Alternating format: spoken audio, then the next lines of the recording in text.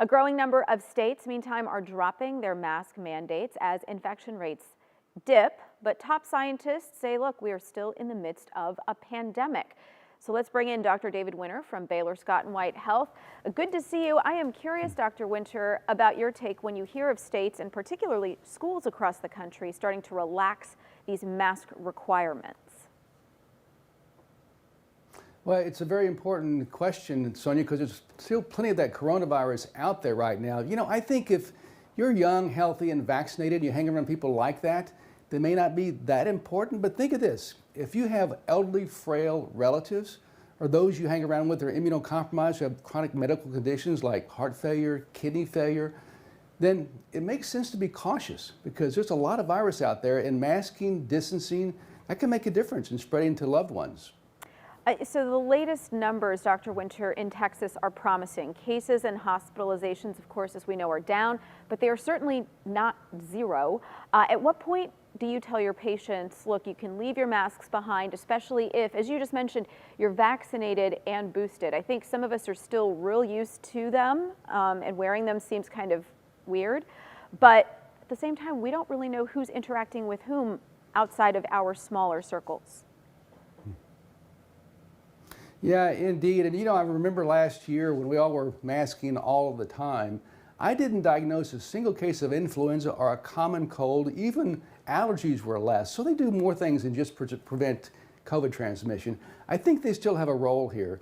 And it's personal choice, whatever you want to do, but you may be spreading the virus to people you don't want to spread it to, or you may get it yourself and get in trouble. Interestingly, right now, cases are down in the hospitals, Sonia, but there's still a lot of folks hospitalized with COVID, and the average age is age 42. A lot of young folks there, and the vast majority of those folks in the hospital are unvaccinated. So, Dr. Winter, let's talk about this new research linking COVID and heart disease in older adults. Explain older adults, and then to me, this sounds concerning.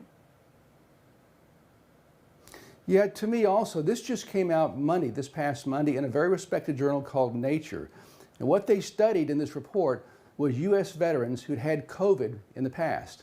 And they found that down the road, if you had COVID, you had an increased chance of heart disease. And the more severe your COVID illness was, the higher the risk. Now, this is one study. We need many more studies to look into this, but it certainly is a concern. I'm not sure if this is going to hold up right now, but it's a concern with long-term effects of COVID. You don't want to get it if you don't have to.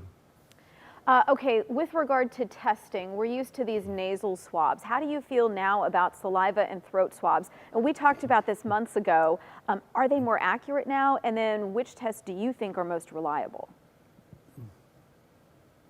Well, certainly if you want to detect if somebody's infected with the virus, you want to test where the highest concentration is harbored. And in the case of Omicron variant, that's typically in the nose. Now, a small minority have a very, very severe throat, a bright red throat.